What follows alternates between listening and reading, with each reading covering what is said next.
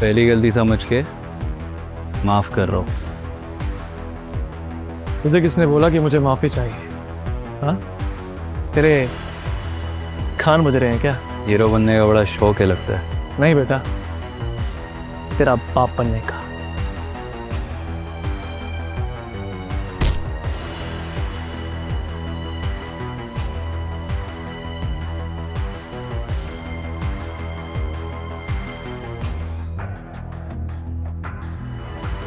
क्या देवेन खुद को बचाकर नंदिता को बचाने जा पाएगा? क्या करने वाला था शरद नंदिता के साथ? देवेन का अंदाजा सही था। निकल गई सारी हीरोगिरी। चल रॉकी, तेरा काम तो हो गया। अब मैं जरा उस मोर्चे वाली नंदिता को संभाल कर आता हूँ। उसका सच्चाई का भूत उतारना भी तो जरूरी है। शरद ने यह बात रॉकी से कही, मगर ये सुनते ही देवेन के अंदर जैसे करंट सा दौड़ गया और वो अपनी पूरी ताकत बटोरने लगा। वहीं शरद ये बोलकर वहां से निकल गया। रॉकी अपने हाथ में साइकिल की चेन लपेट देवेन की तरफ बढ़ा, लेकिन इसके पहले कि रॉकी कुछ कर पाता, देवेन ने शरीर का पूरा जोर लगा पीछे खड़े लड़के को ले जाकर दीवार से टक्कर मार दी थी। जैसे ही पीछे खड़े उस लड़के का सर दीवार से टकराया, दर्द में करहाते हुए उसकी बेल्ट पर पकड़ ढीली हो गई। देवेन ने इसका फायदा उठाया और बाकी दोनों लड़कों से अपना हाथ छुड़वाकर जोरदार मुक्के मारना शुरू कर दिए। अरे क्या कर रहे हो? दम नहीं है क्या? रोको उसे! रॉकी चिल्लाया, पर जैसे देवेन के अंदर का सूरमा जाग गया था, कोई उसे रोक नहीं पा रहा था। कुछ ही देर में रॉकी के साथ आए सभी लड़के जमीन पर थे। उनको धूल चटाने के बाद देवेन रॉकी की तरफ बढ़ा। देख देख, मेरे पास मत आ। ये लोग शरद भाई के लड़के हैं। उसके कहने पर वो सब कर रहे थे। देवेन का मन तो कर रहा था कि रॉकी को आज वो ऐसा पीटे कि उसकी 7 पुश्ते याद रखे, पर वो जानता था कि इस वक्त उसका नंदिता के पास होना ज्यादा जरूरी है।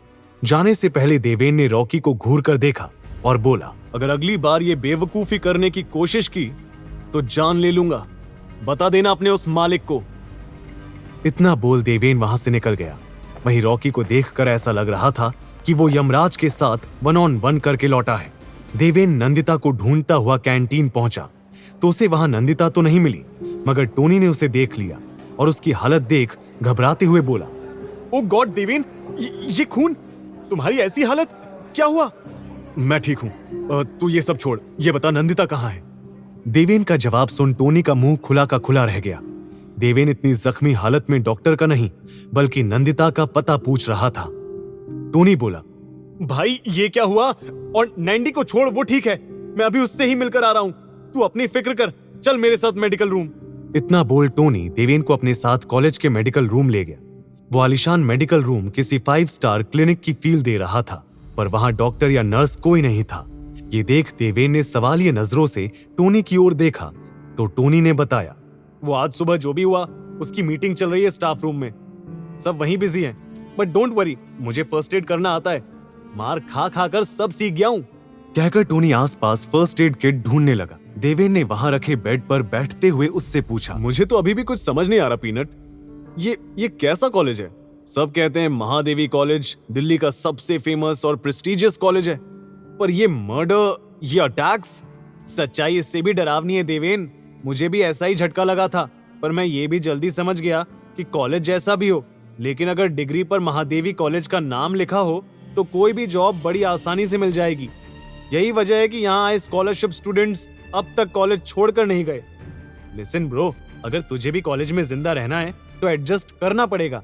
ये कहते हुए टोनी फर्स्ट एड बॉक्स लेकर देवेन के सामने आया और उससे अपनी शर्ट निकालने को कहा। देवेन ने शर्ट उतारी ही थी कि कमरे में एक लड़की की आवाज सुनाई पड़ी। वैसे अगर ये कहे तो हम भी इनके लिए एडजस्ट होने को तैयार हैं।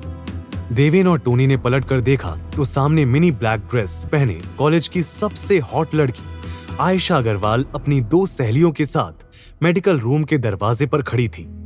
कॉलेज का हर लड़का आयशा का बॉयफ्रेंड बनने का, उसके करीब जाने का, उसे छूने का सपना देखा करता था।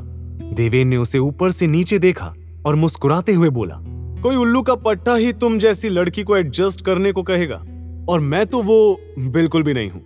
सर के साथ देवेन की चेस्ट और बाजू पर भी घाव लगे थे, जिसके लिए टोनी ने उसकी शर्ट उतरवाई थी, पर बिना शर्ट के पसीने में चमकती देवेन की बॉडी काफी हॉट लग रही थी। आयशा की नजरें उसकी मोटी मोटी बाजुओं पर जैसे अटक ही गई थी। छू कर देख सकती हो, काटूंगा नहीं। देवेन हल्की सी मुस्कान के साथ फ्लर्ट करते हुए बोला। आयशा ये सुन मुस्कुरा दी और ब्लश करती हुई उसके करीब आने लगी। तभी आयशा की सहेलियां टोनी को बाहर ले गईं और फर्स्ट एड बॉक्स खोलते हुए आयशा ने वो सब करना शुरू कर दिया जो टोनी करने वाला था। आगे की कहानी जानने के लिए देखिए अगला एपिसोड सिर्फ पॉकेट एफएम के यूट्यूब चैनल पर, और हीरोगिरी के सारे एपिसोड्स को सुनने के लिए डिस्क्रिप्शन में दी लिंक से डाउनलोड करें पॉकेट एफएम ऐप।